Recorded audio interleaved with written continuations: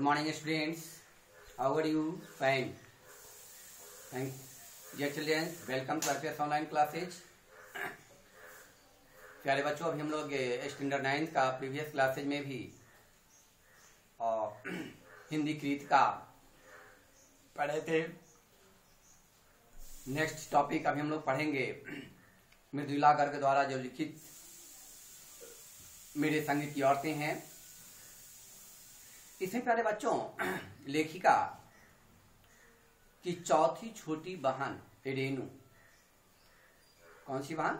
चौथी जो छोटी बहन थी उसका नाम था रेणु। बीए नहीं करना चाहती थी, किंतु पिताजी और घर वालों का मन रखने के लिए जैसे तैसे बीए का कर लिया। तीसरी बहन रेणु स्वयं कम दूसरों को अधिक पढ़ाती थी, इसलिए उसके लिए जो है भिन्न भिन्न प्रकार के कार्य करने को प्रेरित होते थे और उसके अंक अच्छे नहीं थे।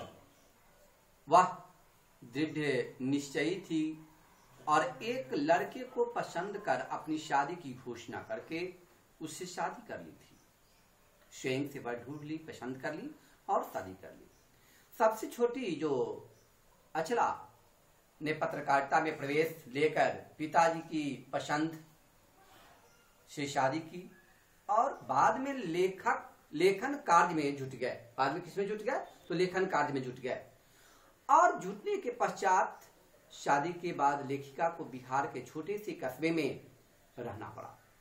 वहां उसने शादीशुदा औरतों को पराये मर्दों के साथ नाटक करने के लिए तैयार किया और 4-5 साल में कई नाटक किए और अकाल राहत कोष के लिए धन एकत्र कर लिए।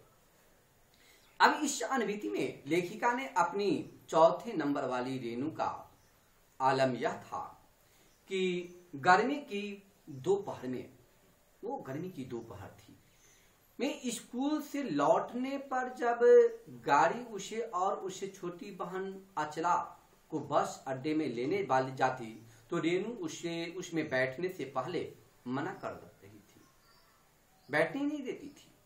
उसके अनुसार थोड़ा रास्ता गाड़ी में तय करना सामंतशाही का प्रतीक था कि थोड़ी दूर के लिए बस पे बैठ करके जाएं, वे सामंतवादी का प्रतीक था। बचपन में एक बार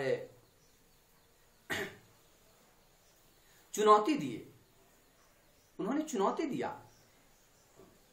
जाने पर उसने जनरल चिमैया, किसको? तो जनरल चिमैया को पत्र लिखकर उनका चित्र मंगवा लिया, जो एक मोटरसाइकिल सवार जवान आकर उसके हाथ में दे गया था, जिससे उसका रुतबा काफी बढ़ गया था।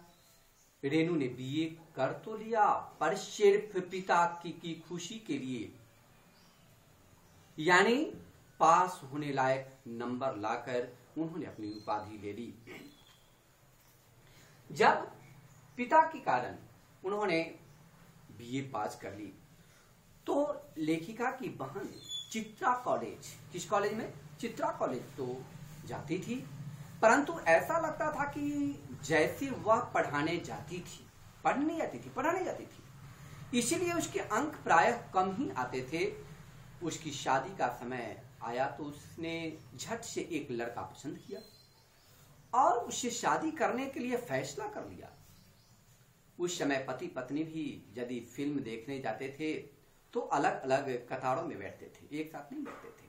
लेकिन मैंने अपने प्रयास से वहां की औरतों से नाटक में पराये मर्दों के साथ अभिनय भी कराया और नाटकों की मदद से पैसा इकट्ठा किया, जिससे वहां के लोगों से मैंने ये सारे कार्यकलापों के बारे में अध्ययन किया।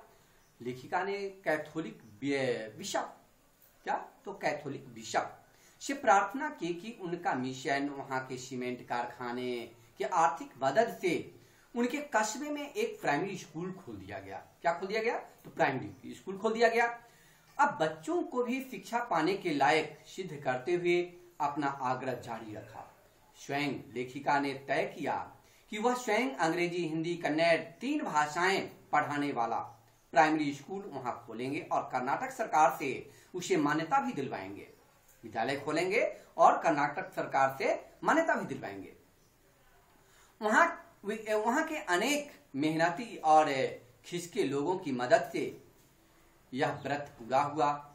लेखिका के अन्य अधिकारियों के बच्चे न केवल उस स्कूल में पढ़े बल्कि उनको नामी स्कूलों में दाखिला भी किया गया। जब नामी गामी विद्यालयों में दाखिला कराया गया तो 1990 के आखिरी दिन में, कब, तो 1950 यानी 1950 के आखिरी दिन में एक रात दिल्ली में एक 9 इंच बारिश हो गई। दिल्ली में थोड़ी बारिश से ही वहां के नालों में बाढ़ आ जाती है,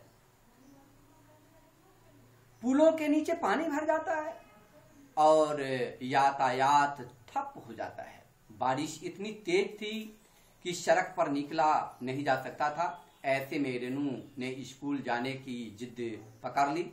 सबने उसे अपने अपने तरीकों से समझाया कि स्कूल बंद होगा, परंतु वह नहीं समझी, नहीं मानी। रेनू 2 मील पैदल चलकर स्कूल पहुंची। स्कूल बंद था और वहां वापस 2 मील चलकर घर लौट आई। वापस 2 मील चलकर कहां लौट आई? घर लौट आई। प्यारे बच्चों, कुछ शब्दार्थ आप लोग लिख लें, सामने कॉपी निकालें और सुंदर स्वर्ण अक्षरों में लिखें। तो प्यारे बच्चों, शब्दार्थ मर्म। मर्म माने होता है रहस्य। मर्म माने क्या होता है? रहस्य। पर्दानसी यानी पर्दा करने वाली औरत। मुंहजोर, बहुत बोलने वाली, वो जो बहुत बोलती है उसको कहते हैं मुंहजोर। लिहाज माने संकोच। लिहाज शब्द का क्या होता है? संकोच। फरमावदार यानी आज्ञाकारी, बहुत फरमावदार लड़का है। दखल देना, हस्तक्षेप करना। गनीमत, संतोष की बात। रजामंदी हो गया यानी सहमति हो गया। नजाकत, शारीरिक कोमलता। परिजात यानी परियों का संतान। मन्नत मानना यानी दुआ मानना।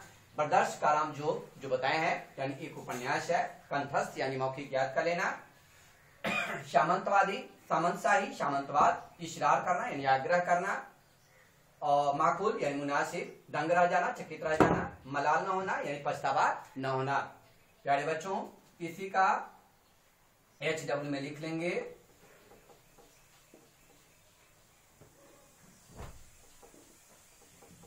Hindi Kritika chapter 2 read and